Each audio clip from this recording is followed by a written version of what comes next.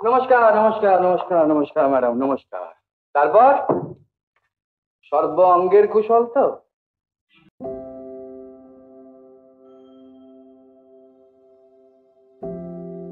ঝাড়গ্রামের মেন রোডের ধারে একটি পুরনো রেস্তোরাঁ, নাম অশোকা। একসময় সন্ধে হলেই ভিড় জমত সেখানে, কারণ এই অশোকার ঘন গ্রেভিতে ডোবানো কিমাদার আফগানি কাটলেটের স্বাদে মজেছিলেন স্বয়ং মহানায়ক উত্তম কুমার। 1974 সালের কথা। বাঘবন্দি খেলা ছবির শুটিংয়ের জন্য ঝাড়গ্রামে রয়েছেন উত্তম কুমার, থাকছেন ঝাড়গ্রাম রাজপ্রাসাদের অতিথিশালায়। সেদিন প্রথম অশোকা হোটেলের mutton Afghani cutlet, chicken cutlet মুখে দিয়েই মহানায়ক বলে উঠেছিলেন, এ তো কলকাতার থেকেও ভালো।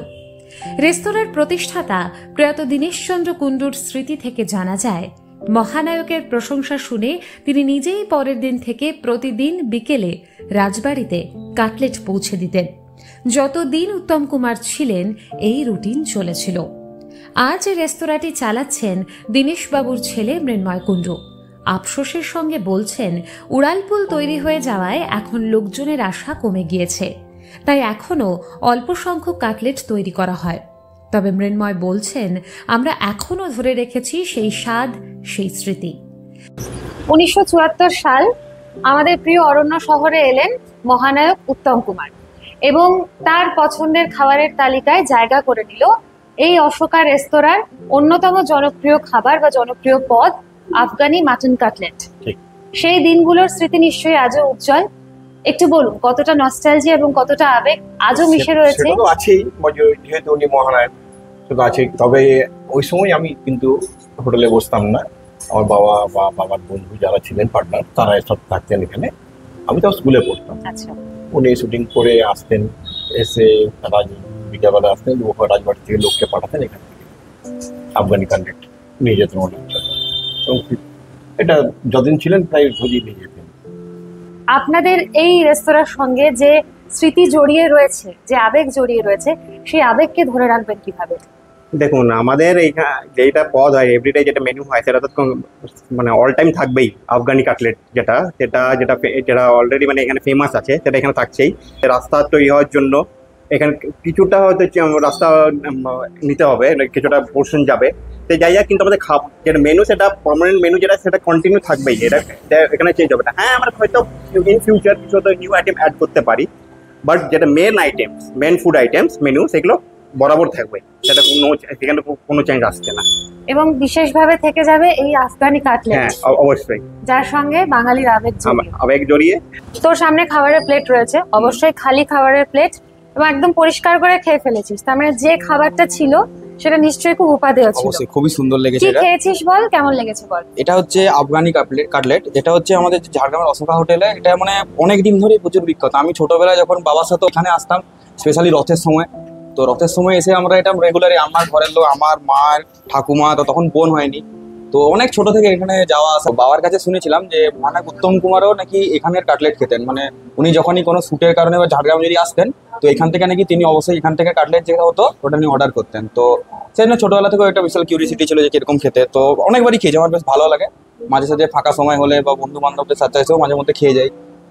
ঝাড়গ্রামের ইতিহাসে উত্তম কুমারের উপস্থিতি শুধুই রসনা তৃপ্তির নয়, তা সিনেমার পর্দা জোড়া ঐতিহ্যেরও। 1974 সালে রাজবংশ ছবির, 1975 সালে সন্ন্যাসী রাজা ও বাঘবন্দি খেলা ছবির একাধিক দৃশ্যের শুটিং হয় ঝাড়গ্রাম রাজপ্রাসাদ, সরডিহা রেল স্টেশন ও আশেপাশের এলাকায়। এটা হচ্ছে ভারতলক্ষ্মী রাইস মিল পাশেরটা, এটা হচ্ছে বঙ্গলক্ষ্মী রাইস মিল। এটাকে এখানকার লোকেরা ছোট কল বলতো, রাইস মিল প্রধানত ছিল। তো উত্তম কুমার যখন এলেন এখানে শুটিং করতে, বাঘবন্দির খেলা শুটিং, তখন আমি স্কুলে, হাই স্কুলে, মানিকপাড়া হাই স্কুলে ক্লাস 10ম শ্রেণীর ছাত্র ছিলাম। সম্ভবত 1974 সাল। হুডখোলা গাড়িতে করে আরও সাঙ্গপাঙ্গ নিয়ে সব উনি এলেন এবং এখানকার আপামর জনতা, মানে বাড়িতে সেদিন অনেক লোকের রান্না হয়নি। তখন যারা কোলে করে মায়ের মানে সঙ্গে এসেছিল, এখন তারা প্রায় 40-50-এর কোঠায় তাদের বয়স। বাড়িতে থেকে সব রাস্তার ধারে ছিল এবং উনি এলেন, মানে সে সত্যি ওনার ওই রূপ বা ওনার ওই চালচলন একটা মানে দারুণ ব্যাপার। তো উনি এই ঘরটায় এসে প্রথমে উঠলেন, এই এত সুন্দর ঘর ছিল, এখন এটা দেখছো তোমরা অ্যাবান্ডান হয়ে আছে। এই রাইস মিলটাও বন্ধ হয়ে গেছে। হ্যাঁ, তো এখানে উনি বসলেন, এখানে চেয়ার টেয়ার নিয়ে ওখানে টিফিন সেরে শুটিংটা শুরু করলেন। তো এইখানে শুটিং ছিল, হলো অনেকক্ষণ ধরে শুটিং হওয়ার পরে উনি এখান থেকে আবার গেলেন ওই সর্দিয়া স্টেশনে, ওখানেও শুটিং হলো। আর আমরা রাজ্য সরকার বা বিভিন্ন দপ্তরে জানিয়েছিলাম যে এটাকে উত্তম স্মৃতি বিজড়িত, যেহেতু অ্যাবান্ডান হয়ে পড়ে আছে, এটাকে একটা কিছু মানে স্মৃতিস্মারক করে একটা যদি এখানে সংগ্রহশালা করুক বা অতিথিশালা করুক, কেন এখানে উত্তম কুমারের স্মৃতিধন্য এই বাড়ি এবং এই জমি। আমরাও সরকারকে যে ডিমান্ড করেছিলাম জেলা শাসক থেকে আরম্ভ করে ঝাড়গ্রামে, এইটাকে যদি রাজ্য সরকার বা কোনো সংস্থা বা হেরিটেজ বিল্ডিং করে বা এটাকে যদি সংগ্রহ করে উত্তম কুমারের স্মৃতিধন্য করে যদি এটাকে গড়ে তোলে, পর্যটনও ভালো এখানে সাড়া পাওয়া যাবে। এবং আমরা আশা করছি এটা আগামী দিনে হয়তো হবে। রাজ্য সরকার বা কেন্দ্রীয় সরকার বা কোনো সংস্থা যদি এটা করে, এটা একটা আমাদের কাছে ঐতিহ্য হয়ে থাকবে। রাজবংশ ছবির শুটিংয়ে উত্তম কুমারের আগমন ঘিরে শহরে দেখা দিয়েছিল অভূতপূর্ব উন্মাদনা। শত শত মানুষ ভিড় করেছিলেন রাজবাড়ির গেটে। এক মহিলা উত্তম কুমারকে দেখতে গিয়ে পাঁচিল টপকে পড়ে পা ভেঙে ফেলেন। তখন রাজা বাহাদুর নরসিংহ মল্লদেবের অনুরোধে মহানায়ক অতিথিশালার বারান্দায় এসে বসেন। সবাই এসে এক ঝলক দেখে নেন স্বপ্নের মানুষটিকে। বাঘবন্দি খেলা ছবিতে সরডিহা স্টেশনকে রানীপুর স্টেশন হিসেবে দেখানো হয়। সেদিন শুটিং চলাকালীন উত্তম কুমার ধুতি পাঞ্জাবি পরে সাদা ফিয়াটে স্টেশনে নামতেই গোটা এলাকা স্তব্ধ। এমন ভিড় হয়েছিল যে শুটিং থামিয়ে দিতে হয় কিছু সময়ের জন্য। কিন্তু আজ সেই সরডিহা স্টেশনের অবস্থাই সবচেয়ে করুণ। 4 বছর আগে স্টিল এক্সপ্রেসের স্টপেজ তুলে দিয়েছে রেল কর্তৃপক্ষ। এলাকাবাসীর দীর্ঘদিনের দাবি এই স্টেশনটির আধুনিকীকরণ হোক, উত্তম কুমারের স্মৃতিচিহ্ন সংরক্ষণের জন্য একটি ফলক বসানো হোক, স্টপেজ ফেরানো হোক। তবুও অধরাই থেকে যায় সেই স্বপ্ন। আধুনিকতা আসে আর তার চাকচিক্যে উত্তম স্মৃতি বিজড়িত সেই ফুটব্রিজ এখন বাতিলের খাতায়। সরকারি আদেশে অল্প সময় পরেই সেখানে পড়ে থাকবে ইট বালি সুরকির এক প্রস্ত দেহাবশেষ। ঠিক এই জায়গাটায় আপনারা যেটা দেখতে পাচ্ছেন, এখানটাই ছিল ব্যানারটা রানীপুর স্টেশন, যেটা ওই বাঘবন্দি খেলায় যে স্টেশন তার নাম আসলো যেটা দেওয়া হয়েছিল।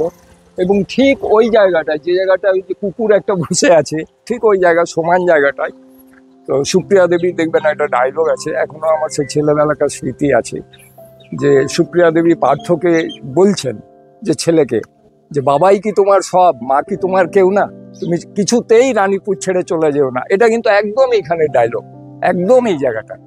এবং যেটা খুব আফসোসের, এই ফুটব্রিজটা কিন্তু শিগগির ভেঙে দেওয়া হবে, অর্ডার হয়ে গেছে, কারণ নতুন একটা ব্রিজ ওপাশে হয়েছে। কারণ এটার মেনটেনেন্স, এটার আলো, এটার ইলেকট্রিফিকেশন, সুতরাং এই স্মৃতিটা খুব টাইমলি আপনারা এসছেন, এরপর হয়তো এটা দেখা যাবে না। এবং এই জায়গাটা নতুন হয়েছে, এপাশ দিয়ে একটা রাস্তা ছিল, এদিকেই রেলের কোয়ার্টারগুলো ছিল। এবং ওইখানে উত্তম কুমারের যে জায়গাটা বলবার, যে উত্তম কুমারকে আমরা যখন দেখেছি টুয়ার্ডস দ্য এন্ড, মানে তখন খুবই অসুস্থ, এখানেই ছোট কলে অনেকটা শুটিং হয়েছে, মিলের যে শুটিং সেটাও এখানে সর্দিয়াতে। সেই ছোট কলের শুটিংয়ে যখন আমরা ছোটবেলায় উঠতে যাচ্ছিলাম সিঁড়ি দিয়ে, ওনাকে ওপরে খুব প্রোটেক্টেড রাখা হয়েছিল যে উনি খুব অসুস্থ, এখানটা একদম ভিড়ভাড় করবেন না।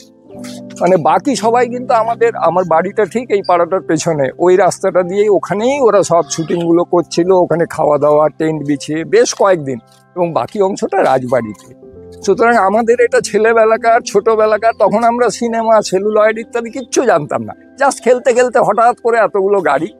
তবে উত্তম কুমার তো বহু বই আমাদের এই ঝাড়গ্রামকে ওপরে, ঝাড়গ্রামের রাজবাড়ি এবং পাশাপাশি জায়গাগুলো নিয়ে করা একাধিক বই, এবং ঝাড়গ্রাম ওনার অত্যন্ত প্রিয় জায়গা ছিল। এবং সব মিলিয়ে আমাদের কাছেও এই সর্দিয়া স্টেশন নয়, এটা আমরা যখন মানে আমাদের সেলুলয়েডে, আমাদের স্মৃতিতে এটা রানীপুর স্টেশন হিসেবেই, এবং পৃথিবীর কাছেও, শুধু আমার কাছে নয়, দেবাশিসদার কাছেও নয়, এবং সর্দিয়াবাসীর কাছেও নয়, গোটা পৃথিবীর কাছেই, এবং বাংলা সিনেমার একটা অমর অধ্যায় হিসেবে রানীপুর স্টেশন, এই সর্দিয়া স্টেশন খোদিত হয়ে রয়েছে। শুধু স্টেশন নয়, শহরের বুকেও আজও শূন্যতা রয়ে গেছে। উত্তম কুমারের নামে একটি রাস্তাও নেই কোনো মূর্তি বা কোনো স্মারক, অথচ এই শহরে তিনি কাটিয়েছেন গুরুত্বপূর্ণ সময়। ফ্রেমবন্দি করেছেন রাজপ্রাসাদকে, ভালোবেসেছেন এখানকার অশোকা রেস্তোরাঁর কাটলেট। তার 46তম প্রয়াণবার্ষিকীতে ঝাড়গ্রামের মানুষের একটাই প্রশ্ন, যার কারণে এই শহরের নাম একাধিকবার ছাপা হয়েছে বাংলা চলচ্চিত্র ইতিহাসের পাতায়, যার উপস্থিতি একসময় জনসমুদ্র তৈরি করত, সেই মহানায়ক উত্তম কুমারের জন্য আমরা কি রেখেছি? একটা রাস্তা, একটা মূর্তি, একটা স্মারক ফলক, এইটুকু কি প্রাপ্য নয় তার?